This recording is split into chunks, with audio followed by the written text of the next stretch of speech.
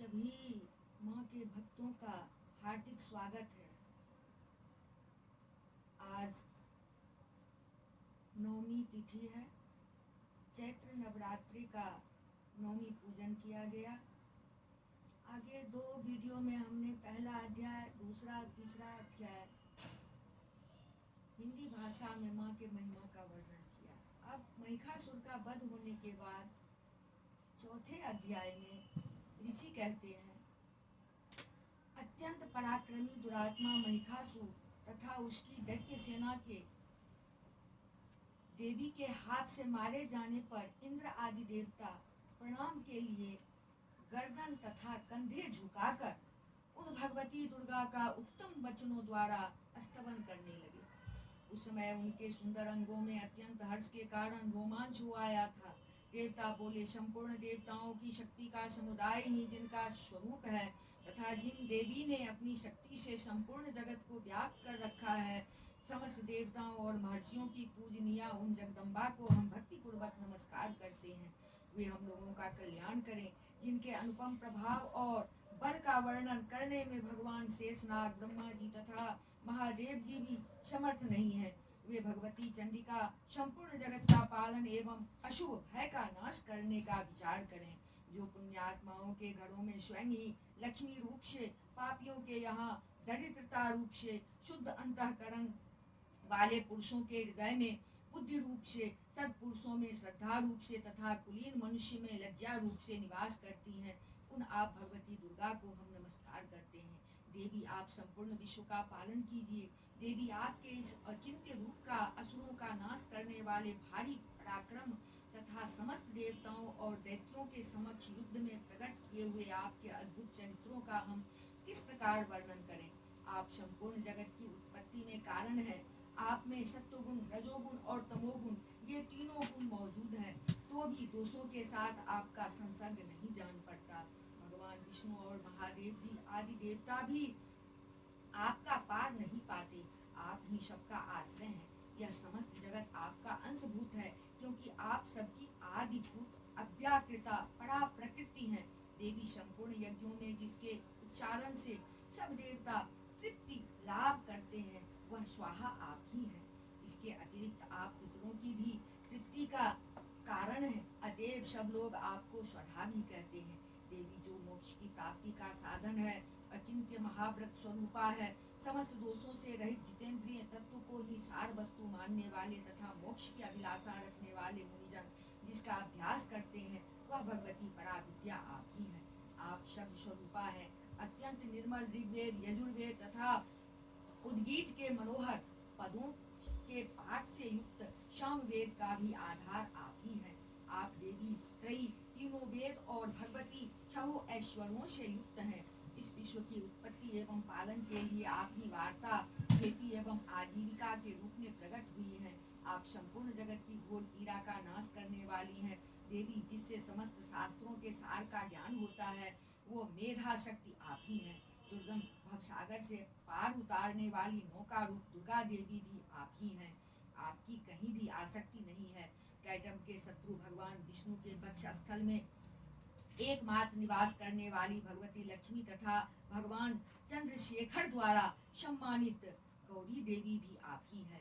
आपका मुख मंद मुस्कान से सुशोभित निर्मल पूर्ण चंद्रमा के बिंब का अनुकरण करने वाला और उत्तम स्वर्ण की मनोहर कांति से कमनीय है, तो भी उसे देखकर महिषासुर को क्रोध हुआ और सहसा उसने उस पर प्रहार कर दिया। यह बड़े आश्चर्य की बात है। देवी, वही मुख जब क्रोध से युक्त होने पर उदय काल के चंद्रमा की भांति लाल और तनी हुई भौं के कारण विकराल हो उठा, तब उसे देखकर जो महिषासुर के प्राण तुरंत ही नहीं निकल गए, यह उससे भी बढ़कर आश्चर्य की बात है, क्योंकि क्रोध में भरे हुए यमराज को देखकर भला कौन जीवित रह सकता है। देवी, आप प्रसन्न हो। परमात्मा स्वरूपा आपके प्रसन्न होने पर जगत का अभ्युदय होता है और क्रोध में भर जाने पर आप तत्काल ही कितने गुणों का सर्वनाश कर डालती हैं। यह बात अभी अनुभव में आई है, क्योंकि महिषासुर की यह विशाल सेना क्षण भर में आपके कोप से नष्ट हो गई है। सदा अभ्युदय प्रदान करने वाली आप जिन पर प्रसन्न रहती हैं, वे ही देश में सम्मानित है। उन्हीं को धन और यश की प्राप्ति होती है। उन्हीं का धर्म कभी शिथिल नहीं होता तथा वे ही अपने हृष्ट पुष्ट स्त्री पुत्र और वृत्तियों के साथ धन्य माने जाते हैं। देवी आपकी ही कृपा से पुण्यात्मा पुरुष प्रतिदिन अत्यंत श्रद्धा पूर्वक सदा सब प्रकार के धर्मानुकूल कर्म करता है और उसके प्रभाव से स्वर्ग लोक में जाता है। इसीलिए आप तीनों लोकों में निश्चय ही मनोवांछित फल देने वाली हैं। माँ दुर्गे आप स्मरण करने पर सब प्राणियों का भय हर लेती हैं और स्वस्थ पुरुषों द्वारा चिंतन करने पर उन्हें परम कल्याणमयी बुद्धि प्रदान करती हैं। दुख दरिद्रता और भय हरने वाली देवी आपके सिवा दूसरी कौन है जिसका चित्त सबका उपकार करने के लिए सदा ही दयार्द रहता हो। देवी इन राक्षसों के मारने से संसार को सुख मिले तथा ये राक्षस चिरकाल तक नरक में रहने के लिए भले ही पाप करते रहे हो, इस समय संग्राम में मृत्यु को प्राप्त होकर स्वर्ग लोक में जाए। निश्चय ही यही सोचकर आप शत्रुओं का वध करती हैं। आप शत्रुओं पर शास्त्रों का प्रहार क्यों करती हैं? समस्त असुरों को दृष्टिपात मात्र से ही भस्म क्यों नहीं कर देती? इसमें एक रहस्य है। ये शत्रु भी हमारे शस्त्रों से पवित्र होकर उत्तम लोकों में जाए। इस प्रकार उनके प्रति भी आपका विचार अत्यंत उत्तम रहता है।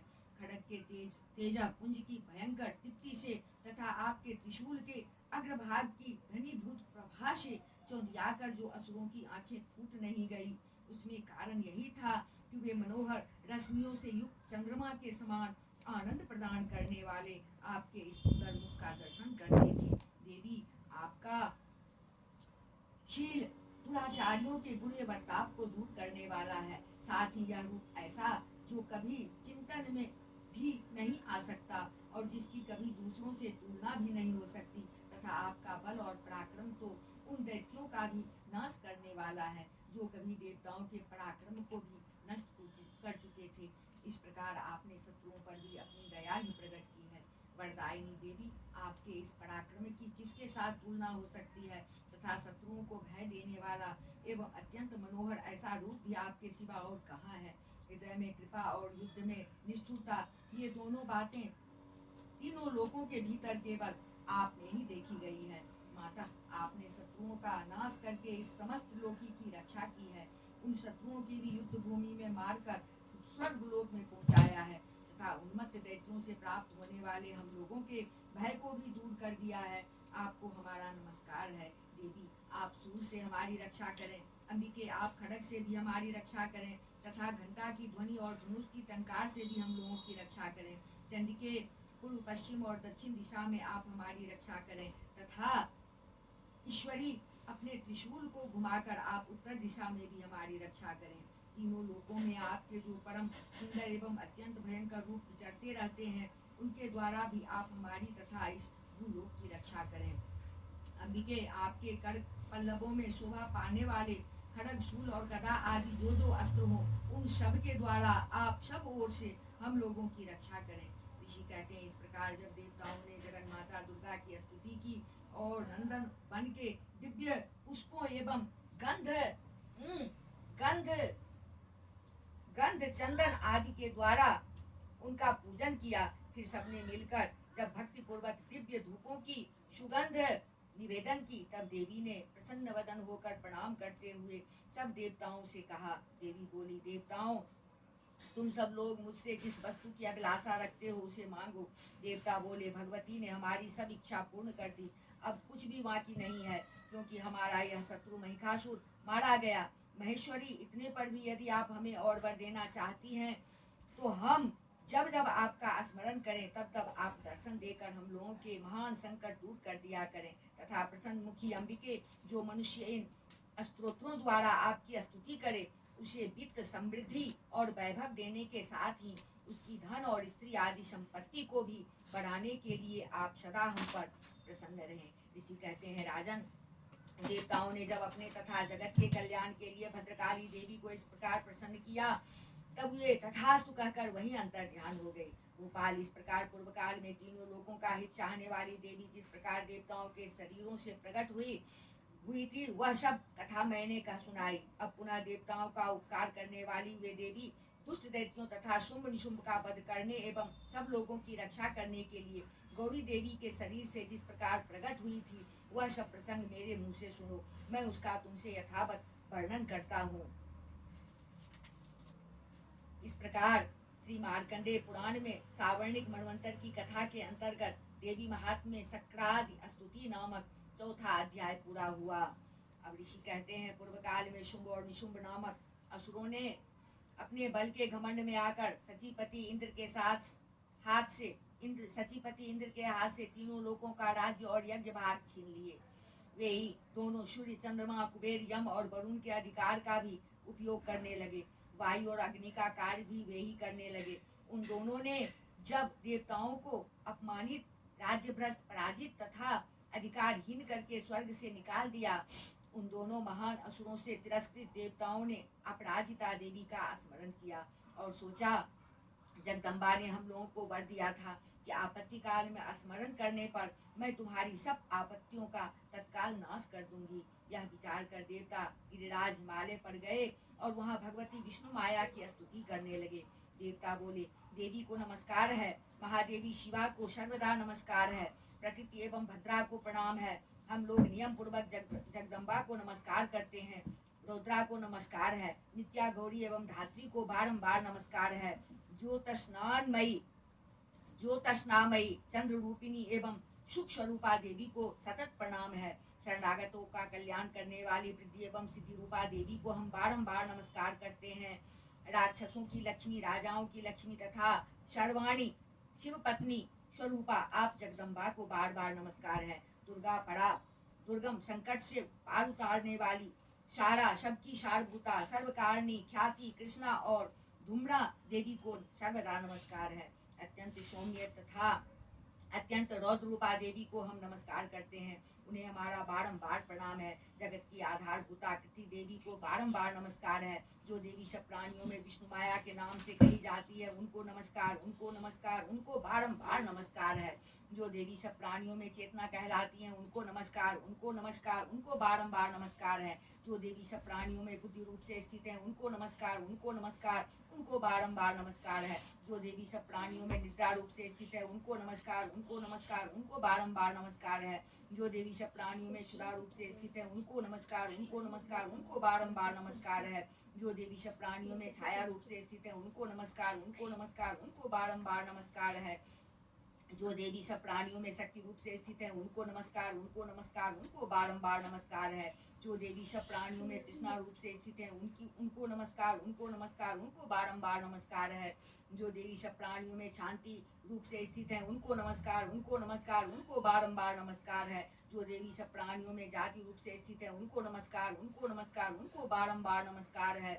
जो देवी सब प्राणियों में लज्जा रूप से स्थित है, उनको नमस्कार, उनको नमस्कार, उनको बारंबार नमस्कार है। जो देवी सब प्राणियों में शांति रूप से स्थित है, उनको नमस्कार, उनको नमस्कार, उनको बारंबार नमस्कार है। जो देवी सब प्राणियों में श्रद्धा रूप से स्थित है, उनको नमस्कार, उनको नमस्कार, उनको बारंबार नमस्कार है। जो देवी सब प्राणियों में कांति रूप से स्थित है, उनको नमस्कार, उनको नमस्कार, उनको बारंबार नमस्कार है। जो देवी सब प्राणियों में लक्ष्मी रूप से स्थित है, उनको नमस्कार, उनको नमस्कार, उनको बारंबार नमस्कार है। जो देवी सब प्राणियों में वृत्ति रूप से स्थित है, उनको नमस्कार, उनको नमस्कार, उनको बारंबार नमस्कार है। जो देवी सब प्राणियों में स्मृति रूप से स्थित है, उनको नमस्कार, उनको नमस्कार, उनको बारंबार नमस्कार है। जो देवी सब प्राणियों में दया रूप से स्थित है, उनको नमस्कार, उनको नमस्कार, उनको बारंबार नमस्कार है।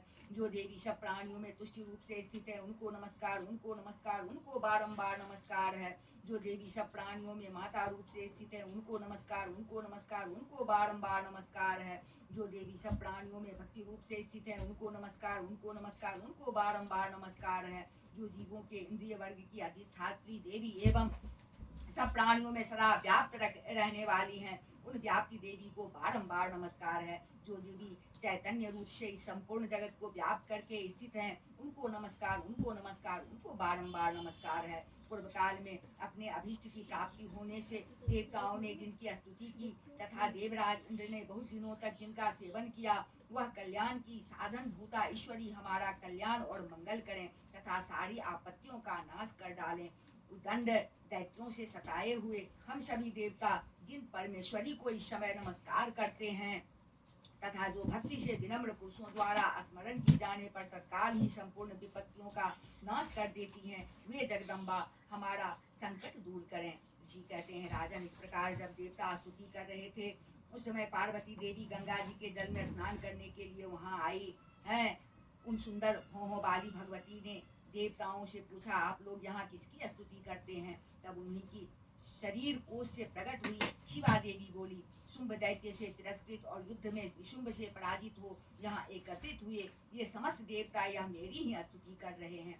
पार्वती जी के शरीर कोष से अंबिका का प्रादुर्भाव हुआ था, इसलिए वे समस्त लोकों में कौशिकी कही जाती हैं। कौशिकी के प्रकट होने के बाद पार्वती देवी का शरीर काले रंग का हो गया, अतः वे हिमालय पर रहने वाली कालिका देवी के नाम से विख्यात हुए। तदंतर शुंभ निशुंभ के भृत्य चंड मुंड वहां आए और उन्होंने परम मनोहर रूप धारण करने वाली अंबिका देवी को देखा। फिर वे शुंभ के पास जाकर बोले, महाराज, एक अत्यंत मनोहर स्त्री है जो अपनी दिव्य कांति से हिमालय को प्रकाशित कर रही है। वैसा उत्तम रूप कहीं किसी ने भी नहीं देखा होगा। असुरेश्वर, पता लगाइए वह देवी कौन है और उसे ले लीजिए। स्त्रियों में तो वह रत्न है, उसका प्रत्येक अंग बहुत ही सुंदर है तथा वह अपने श्री अंगों की प्रभा से संपूर्ण दिशाओं में प्रकाश फैला रही है। दैत्यराज, अभी वह हिमालय पर ही मौजूद है, आप उसे देख सकते हैं। प्रभु, तीनों लोकों में मणि, हाथी और घोड़े आदि जितने भी रत्न हैं वे सब इस समय आपके घर में शोभा पाते हैं। हाथियों में रत्नभूत ऐरावत, यह पारिजात का वृक्ष और यह उच्च श्रवा घोड़ा, यह सब आपने इंद्र से ले लिया है। हंसों से जुता हुआ यह विमान भी आपके आंगन में शोभा पाता है। यह रत्नभूत अद्भुत विमान जो पहले ब्रह्मा जी के पास था अब आपके यहाँ लाया गया है। यह महापद्म नामक निधि आप कुबेर से छीन लाए हैं। समुद्र ने भी आपको किंजलकिनी नाम की माला भेंट की है जो केसर से सुशोभित है और जिसके कमल कभी कुम्हलाते नहीं है। सुवर्ण की वर्षा करने वाला वरुण का छत्र भी आपके घर में शोभा पाता है तथा यह श्रेष्ठ रथ जो पहले प्रजापति के अधिकार में था अब आपके पास मौजूद है। दैत्येश्वर, मृत्यु की उत्क्रांतिदा नाम वाली शक्ति भी आपने छीन ली है तथा वरुण का पास और समुद्र में होने वाले सब प्रकार के रत्न आपके भाई निशुंभ के अधिकार में है। अग्नि ने भी स्वतः शुद्ध किए हुए 2 वस्त्र आपकी सेवा में अर्पित किए हैं। दैत्यराज, इस प्रकार सभी रत्न आपने एकत्र कर लिए हैं। फिर जो यह स्त्रियों में रत्न रूप कल्याणमयी देवी है इसे आप क्यों नहीं अपने अधिकार में कर लेते? ऋषि कहते हैं, चंद्रमुंड का यह वचन सुनकर शुंभ ने महादैत्य सुग्रीव को दूत बनाकर देवी के पास भेजा और कहा, तुम मेरी आज्ञा से उसके सामने ये बातें कहना और ऐसा उपाय करना जिससे प्रसन्न होकर वह शीघ्र ही यहाँ आ जाए। वह दूत पर्वत के अत्यंत रमणीय प्रदेश में जहाँ देवी मौजूद थी गया और मधुर वाणी में कोमल वचन बोला। दूत बोला, देवी, दैत्यराज शुंभ इस समय तीनों लोकों के परमेश्वर हैं। मैं उन्हीं का भेजा हुआ दूत हूँ और यहाँ तुम्हारे ही पास आया हूँ। उनकी आज्ञा सदा सब देवता एक स्वर से मानते हैं, कोई उसका उल्लंघन नहीं कर सकता। वे संपूर्ण देवताओं को परास्त कर चुके हैं। उन्होंने तुम्हारे लिए जो संदेश दिया है उसे सुनो। संपूर्ण त्रिलोकी मेरे अधिकार में है। देवता भी मेरी आज्ञा के अधीन चलते हैं। संपूर्ण यज्ञों के भागों को मैं ही पृथक पृथक भोगता हूँ। तीनों लोकों में जितने श्रेष्ठ रत्न हैं वे सब मेरे अधिकार में हैं। देवराज इंद्र का वाहन ऐरावत जो हाथियों में रत्न के समान है मैंने छीन लिया है। क्षीर सागर का मंथन करने से जो अश्वरत्न उच्च श्रवा प्रकट हुआ था उसे देवताओं ने मेरे पैरों पर पड़कर समर्पित किया है। सुंदरी, उनके सिवा और भी जितने रत्नभूत पदार्थ देवताओं, गंधर्वों और नागों के पास थे वे सब मेरे ही पास आ गए हैं। देवी, हम लोग तुम्हें संसार की स्त्रियों में रत्न मानते हैं, अतः तुम हमारे पास आ जाओ क्योंकि रत्नों का उपभोग करने वाले हम ही हैं। चंचल कटाक्षों वाली सुंदरी, तुम मेरी या मेरे भाई महापराक्रमी निशुंभ की सेवा में आ जाओ क्योंकि तुम रत्न स्वरूपा हो। मेरा अपहरण करने से तुम्हें तुलना रहित महान ऐश्वर्य की प्राप्ति होगी। अपनी बुद्धि से यह विचार कर तुम मेरी पत्नी बन जाओ। ऋषि कहते हैं, दूत के यूं कहने पर कल्याणमयी भगवती दुर्गा देवी जो इस जगत को धारण करती हैं मन ही मन गंभीर भाव से मुस्कुराई और इस प्रकार बोली। देवी ने कहा, दूत, तुमने सत्य कहा है, इसमें तनिक भी मिथ्या नहीं है। शुंभ तीनों लोकों का स्वामी है और निशुंभ भी उसी के समान पराक्रमी है, किंतु इस विषय में मैंने जो प्रतिज्ञा कर ली है उसे मिथ्या कैसे करूं? मैंने अपनी अल्प बुद्धि के कारण पहले से ही जो प्रतिज्ञा कर रखी है उसे सुनो। जो मुझे संग्राम में जीत लेगा, जो मेरे अभिमान को चूर्ण कर देगा तथा संसार में जो मेरे समान बलवान होगा वही मेरा स्वामी होगा। इसलिए शुंभ अथवा महादैत्य निशुंभ स्वयं ही यहाँ पधारें और मुझे जीतकर शीघ्र ही मेरा पानी ग्रहण कर लें, इसमें विलंब की क्या आवश्यकता है। दूत बोला, देवी तुम घमंड में भरी हो, मेरे सामने ऐसी बातें न करो। तीनों लोकों में कौन ऐसा पुरुष है जो शुंभ निशुंभ के सामने खड़ा हो सके। देवी, अन्य दैत्यों के सामने भी सारे देवता युद्ध में नहीं ठहर सकते, फिर तुम अकेली स्त्री होकर कैसे ठहर सकती हो। जिन शुंभ आदि दैत्यों के सामने इंद्र आदि सब देवता भी युद्ध में खड़े नहीं हुए, उनके सामने तुम स्त्री होकर कैसे जाओगी। इसलिए तुम मेरे ही कहने से शुंभ निशुंभ के पास चली चलो। ऐसा करने से तुम्हारे गौरव की रक्षा होगी, अन्यथा जब वे केस पकड़कर घसीटेंगे तब तुम्हें अपनी प्रतिष्ठा खोकर जाना पड़ेगा। देवी ने कहा, तुम्हारा कहना ठीक है, शुंभ बलवान है और निशुंभ भी बड़े पराक्रमी है, किंतु क्या करूं, मैंने पहले बिना सोचे समझे प्रतिज्ञा कर ली है। अतः अब तुम जाओ, मैंने तुमसे जो कुछ कहा है वह सब दैत्यराज से आदर पूर्वक कहना, फिर वे जो उचित जान पड़े करें। इस प्रकार श्री मार्कंडेय पुराण में सावर्णिक मनवंतर कथा के अंतर्गत देवी महात्म्य में देवी दूत संवाद नामक 5वां अध्याय पूरा हुआ। अब 6ठे अध्याय में ऋषि कहते हैं, देवी का यह कथन सुनकर दूत को बड़ा अमर्ष हुआ और उसने दैत्यराज के पास जाकर सब समाचार विस्तार पूर्वक कह सुनाया। दूत के उस वचन को सुनकर दैत्यराज कुपित हो उठा और दैत्य सेनापति धूम्रलोचन से बोला, धूम्रलोचन, तुम शीघ्र अपनी सेना साथ लेकर जाओ और उस दुष्टा के केस पकड़कर घसीटते हुए उसे बलपूर्वक यहाँ ले आओ। उसकी रक्षा करने के लिए यदि कोई दूसरा खड़ा हो तो वह देवता, यक्ष अथवा गंधर्व ही क्यों न हो, उसे अवश्य मार डालना। ऋषि कहते हैं, शुंभ के इस प्रकार आज्ञा देने पर वह धूम्रलोचन दैत्य 60,000 असुरों की सेना को साथ लेकर वहां से तुरंत चल दिया। वहां पहुंचकर उसने हिमालय पर रहने वाली देवी को देखा और ललकार कर कहा, अरे तू शुंभ निशुंभ के पास चल, यदि इस समय प्रसन्नता पूर्वक मेरे स्वामी के समीप नहीं चलेगी तो मैं बलपूर्वक झोंटा पकड़कर घसीटते हुए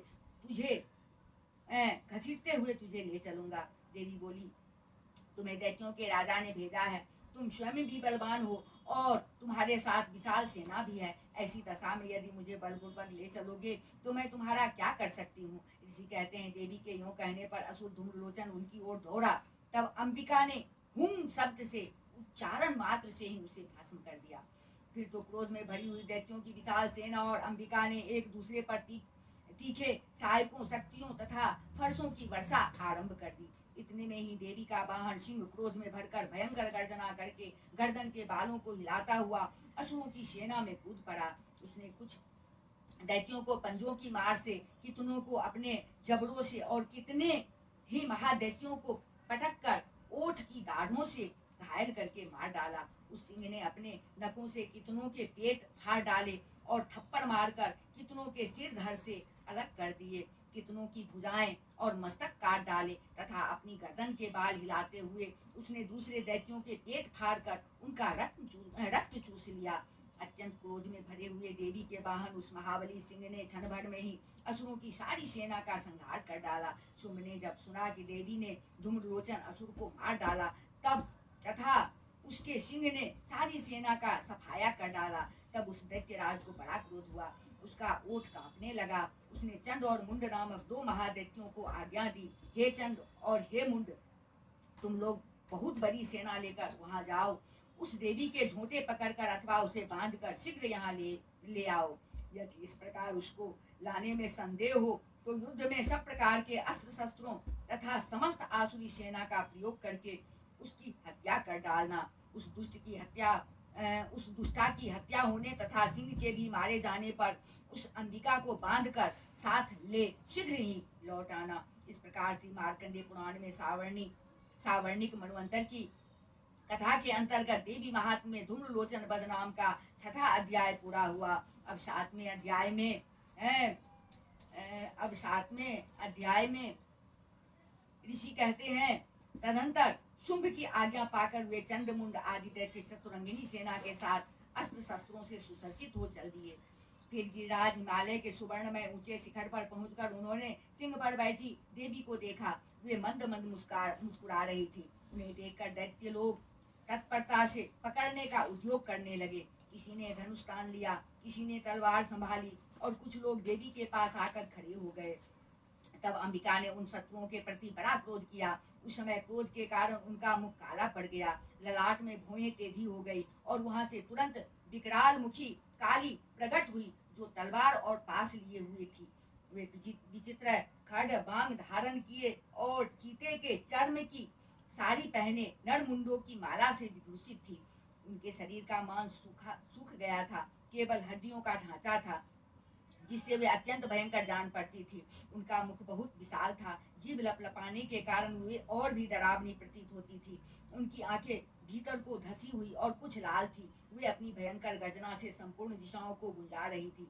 बड़े बड़े दैत्यों का वध करती हुई वे कालिका देवी बड़े वेग से दैत्यों की उस सेना पर टूट पड़ी और उन सबको भक्षण करने लगी। वे पार्श्व रक्षकों, अंकुशधारी महावतों, योद्धाओं और घंटा सहित कितने ही हाथियों को एक ही हाथ से पकड़कर मुंह में डाल लेती थी। इसी प्रकार घोड़े, रथ और सारथी के साथ रथी सैनिकों के को मुंह में डालकर वे उन्हें बड़े भयानक रूप से चबा डालती थी। किसी के बाल पकड़ लेती, किसी का गला दबा देती, किसी को पैरों से कुचल डालती और किसी को छाती के धक्के से गिराकर मार डालती थी। वे असुरों के छोड़े हुए बड़े बड़े अस्त्र शस्त्र मुंह से पकड़ लेती और रोष में भरकर उनको दांतों से पीस डालती थी। काली ने बलवान एवं दुरात्मा दैत्यों की वह सारी सेना रौंद डाली, खा डाली और कितनों को मार भगाया। कोई तलवार के घाट उतारे गए, कोई खड़बांग से पीटे गए और कितने ही असुर दांतों के अग्रभाग से कुचले जाकर मृत्यु को प्राप्त हुए। इस प्रकार देवी ने असुरों की उस सारी सेना को क्षण भर में मार गिराया। यह देख चंड उन अत्यंत भयानक काली देवी की ओर दौड़ा तथा महादैत्य मुंड ने भी अत्यंत भयंकर बाणों की वर्षा से तथा हजारों बार चलाए हुए चक्रों से उन भयानक नेत्रों वाली देवी को आच्छादित कर दिया। वे अनेकों चक्र देवी के मुख में समाते हुए ऐसे जान पड़े मानो सूर्य के बहुतेरे मंडल बादलों के उदर में प्रवेश कर रहे हो। तब भयंकर गर्जना करने वाली काली ने अत्यंत रोष में भरकर विकट अट्टहास किया। उस समय उनके विकराल बदन के भीतर कठिनता से देखे जा सकने वाले दांतों की प्रभा से वे अत्यंत उज्जवल दिखाई देती थी। देवी ने बहुत बड़ी तलवार हाथ में ले हम का उच्चारण करके चंड पर धावा किया और उसके केस पकड़कर उसी तलवार से उसका मस्तक काट डाला। चंड को मारा गया देखकर मुंड भी देवी की ओर दौड़ा। तब देवी ने रोष में भरकर उसे भी तलवार से घायल करके धरती पर सुला दिया। महापराक्रमी चंड और मुंड को मारा गया देख मरने से बची हुई बाकी सेना भय से व्याकुल हो चारों ओर भाग गई। तदंतर काली ने चंड और मुंड का मस्तक हाथ में ले चंडिका के पास जाकर प्रचंड अट्टहास करते हुए कहा, देवी, मैंने चंड और मुंड नामक इन दो महापशुओं को तुम्हें भेंट किया है। अब युद्ध यज्ञ में तुम शुंभ और निशुंभ का स्वयं ही वध करना। ऋषि कहते हैं, वहां लाए हुए उन चंड मुंड नामक महादैत्यों को देखकर कल्याणमयी चंडी ने काली से मधुर वाणी में कहा, देवी, तुम चंड और मुंड को लेकर मेरे पास आई हो, इसलिए संसार में चामुंडा के नाम से तुम्हारी ख्याति होगी। इस प्रकार श्री मार्कंडेय पुराण में सावर्णिक मन्वंतर की कथा के अंतर्गत देवी महात्म्य में चंड मुंड वध नामक 7वां अध्याय पूरा हुआ। अब 8वें अध्याय में ऋषि कहते हैं, चंड और मुंड नामक दैत्यों के मारे जाने तथा बहुत सी सेना का संहार हो जाने पर दैत्यों के राजा प्रतापी शुंभ के मन में बड़ा क्रोध हुआ और उसने दैत्यों की संपूर्ण सेना को युद्ध के लिए कूच करने की आज्ञा दी। वह बोला, आज उदायुध नाम के 86 दैत्य सेनापति अपनी सेनाओं के साथ युद्ध के लिए प्रस्थान करें। कंबु नाम वाले दैत्यों के 84 सेना नायक अपनी वाहिनी से घिरे हुए यात्रा करें। 50 कोटि वीर्य कुल के और 100 धौम्र कुल के असुर सेनापति मेरी आज्ञा से सेना सहित कूच करें। कालक, तौहिद, मौर्य और काल के असुर भी युद्ध के लिए तैयार हो मेरी आज्ञा से तुरंत प्रस्थान करें। भयानक शासन करने वाला असुरराज शुंभ इस प्रकार आज्ञा दे सहस्त्रों बड़ी बड़ी सेनाओं के साथ युद्ध के लिए प्रस्थित हुआ। उसकी अत्यंत भयंकर सेना आती देख चंडिका ने अपने धनुष की टंकार से पृथ्वी और आकाश के बीच का भाग गुंजा दिया। राजन तदंतर देवी के सिंह ने भी बड़े जोर जोर से दहाड़ना आरंभ किया। फिर अंबिका ने घंटे के शब्द से उस ध्वनि को और भी बढ़ा दिया। धनुष की टंकार, सिंह की दहाड़ और घंटे की ध्वनि से संपूर्ण दिशाएं गूंज उठी। उस भयंकर शब्द से काली ने अपने विकराल मुख को और भी बढ़ा लिया तथा इस प्रकार वे विजयिनी हुई। उस तुमुल नाद को सुनकर दैत्यों की सेनाओं ने चारों ओर से आकर चंडिका देवी, सिंह तथा काली देवी को क्रोधपूर्वक घेर लिया। राजन, इसी बीच में असुरों के विनाश तथा देवताओं के अभ्युदय के लिए ब्रह्मा, शिव, कार्तिकेय, विष्णु तथा इंद्र आदि देवों की शक्तियां, जो अत्यंत पराक्रम और बल से संपन्न थी, उनके शरीरों से निकलकर उन्हीं के रूप में चंडिका देवी के पास गई। जिस देवता का जैसा रूप, जैसी वेशभूषा और जैसा वाहन है, ठीक वैसे ही साधनों से संपन्न हो, उसकी शक्ति असुरों से युद्ध करने के लिए आई। सबसे पहले हंस युक्त विमान पर बैठी हुई अक्षसूत्र और कमंडल से सुशोभित ब्रह्मा जी की शक्ति उपस्थित हुई, जिसे ब्रह्मानी कहते हैं। महादेव जी की शक्ति वृषभ पर आरूढ़ हो, हाथों में श्रेष्ठ त्रिशूल धारण किए, महानाग का कंगन पहने, मस्तक में चंद्र रेखा से विभूषित हो वहां आ पहुंची। कार्तिकेय जी की शक्ति रूपा जगदम्बिका उन्हीं का रूप धारण किए श्रेष्ठ मयूर पर आरूढ़ हो, हाथ में शक्ति लिए दैत्यों से युद्ध करने के लिए आई। इसी प्रकार भगवान विष्णु की शक्ति गरुड़ पर विराजमान हो, शंख, चक्र, गदा, सांग्र, धनुष तथा खड़ग हाथ में लिए वहां आई। अनुपम यज्ञ वाराह का रूप धारण करने वाले श्री हरि की जो शक्ति है, वह भी वाराह शरीर धारण करके वहां उपस्थित हुई। नारसिंही शक्ति भी नृसिंह के समान शरीर धारण करके वहां आई। उसकी गर्दन के बालों के झटके से आकाश के तारे बिखरे पड़ते थे। इसी प्रकार इंद्र की शक्ति वज्र हाथ में लिए गजराज ऐरावत पर बैठकर आई। उसके भी सहस्त्र नेत्र थे। इंद्र का जैसा रूप है वैसा ही उसका भी था। तदंतर उन देव शक्तियों से घिरे हुए महादेव जी ने चंडिका से कहा, मेरी प्रसन्नता के लिए तुम शीघ्र ही इन असुरों का संहार करो। तब देवी के शरीर से अत्यंत भयानक और परम उग्र चंडिका शक्ति प्रकट हुई, जो सैकड़ों गीदड़ियों की भांति आवाज करने वाली थी। उस अपराजिता देवी ने धूमिल जटा वाले महादेव जी से कहा, भगवान आप शुंभ निशुंभ के पास दूत बनकर जाइए और उन अत्यंत गर्विले दानव शुंभ और निशुंभ दोनों से कहिए, साथ ही उनके अतिरिक्त भी जो दानव युद्ध के लिए वहां उपस्थित हो, उनको भी यह संदेश दीजिए, दैत्यों, यदि तुम जीवित रहना चाहते हो तो पाताल को लौट जाओ, इंद्र को त्रिलोकी का राज्य मिल जाए और देवता यज्ञ भाग का उपभोग करें। यदि बल के घमंड में आकर तुम युद्ध की अभिलाषा रखते हो तो जाओ, मेरी शिवाय योगिनियां तुम्हारे कच्चे मांस से तृप्त हो। क्योंकि उस देवी ने भगवान शिव को दूत के कार्य में नियुक्त किया था, इसलिए वह शिवदूती के नाम से संसार में विख्यात हुई। वे महादैत्य भी भगवान शिव के मुंह से देवी के वचन सुनकर क्रोध में भर गए और जहाँ कात्यायनी विराजमान थी उस ओर बढ़े। तदंतर वे दैत्य अमरस में भरकर पहले ही देवी के ऊपर बाण शक्ति और रिष्टि आदि अस्त्रों की वृष्टि करने लगे। तब देवी ने भी खेल खेल में ही धनुष की टंकार की और उससे छोड़े हुए बड़े बड़े बाणों द्वारा दैत्यों के चलाए हुए बाण, शूल, शक्ति और फरसों को काट डाला। फिर काली उनके आगे होकर शत्रुओं को शूल के प्रहार से विदीर्ण करने लगी और खड़वांग से उनका कचूमर निकालती हुई रणभूमि में विचरने लगी। ब्रह्मानी भी जिस ओर दौड़ती उसी ओर अपने कमंडल का जल छिड़क कर शत्रुओं के ओज और पराक्रम को नष्ट कर देती थी। माहेश्वरी ने त्रिशूल से तथा वैष्णवी ने चक्र से और अत्यंत क्रोध में भरी हुई कुमार कार्तिकेय की शक्ति ने शक्ति से दैत्यों का संहार आरंभ किया। इंद्र शक्ति के वज्र प्रहार से विदीर्ण वो सैकड़ों दैत्य दानव रक्ति धारा बहाते हुए पृथ्वी पर सो गए। बाराही शक्ति ने कितनों को अपनी थुथुन की मार से नष्ट किया, दाढ़ों के अग्रभाग से कितनों की छाती छेद डाली तथा कितने ही दैत्य उसके चक्र की चोट से विदीर्ण होकर गिर पड़े। नारसिंह ने भी दूसरे दूसरे महादैत्यों को अपने नखों से विदीर्ण करके खाती और सिंहनाद से दिशाओं एवं आकाश को गुंजाती हुई युद्ध क्षेत्र में विचरने लगी।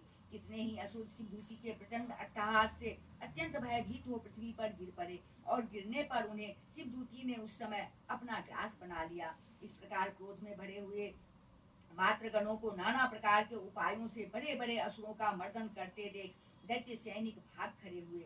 मातृगणों से पीड़ित दैत्यों को युद्ध से भागते देख रक्तबीज नामक महादैत्य क्रोध में भरकर युद्ध करने के लिए आया। उसके शरीर से जब रक्त की बूंद पृथ्वी पर गिरती तब उसी के समान शक्तिशाली एक दूसरा महादैत्य पृथ्वी पर पैदा हो जाता। महासुर रक्तबीज हाथ में गदा लेकर इंद्र शक्ति के साथ युद्ध करने लगा। तब इंद्र ने अपने वज्र से रक्तबीज को मारा। वज्र से घायल होने पर उसके शरीर से बहुत सा रक्त चूने लगा और उससे उसी के समान रूप तथा पराक्रम वाले योद्धा उत्पन्न होने लगे। उसके शरीर से रक्त की जितनी बूंदें गिरी उतने ही पुरुष उत्पन्न हो गए। वे सब रक्त बीज के नाम से ही वे सब रक्त बीज के समान ही वीर्यवान, बलवान तथा पराक्रमी थे। वे रक्त से उत्पन्न होने वाले पुरुष भी अत्यंत भयंकर अस्त्र शस्त्रों का प्रहार करते हुए वहां मात्र गणों के साथ घोर युद्ध करने लगे। पुनः वज्र के प्रहार से जब उसका मस्तक घायल हुआ तब रक्त बहने लगा और उससे हजारों पुरुष उत्पन्न हो गए।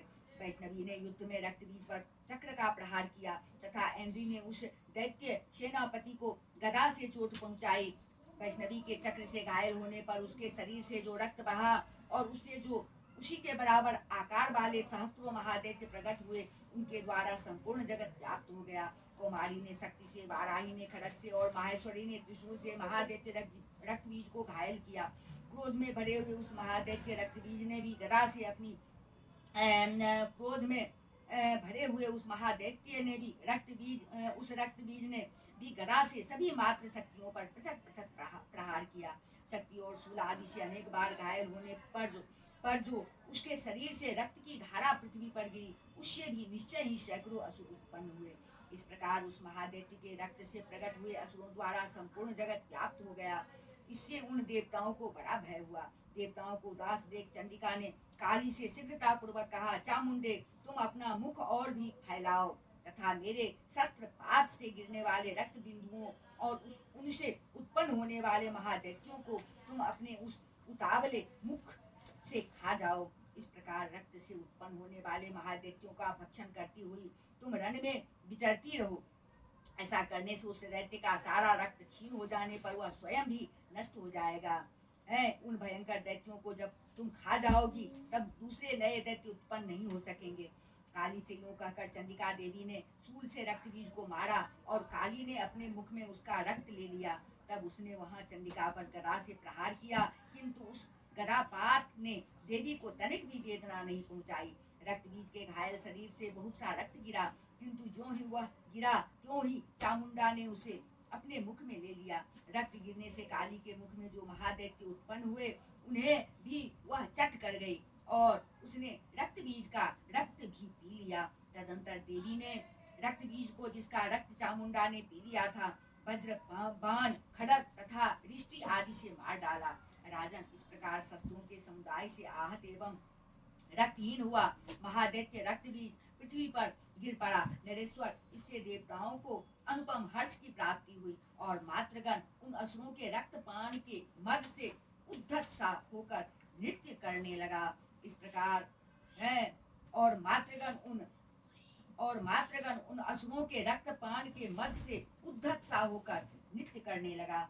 इस प्रकार मार्कंडेय पुराण में सावर्णिक मनवंतर की कथा के अंतर्गत देवी महात्म्य में रक्त बीज वध नामक 8वां अध्याय पूरा हुआ। बोलिए दुर्गा माता की जय, चामुंडा माता की जय।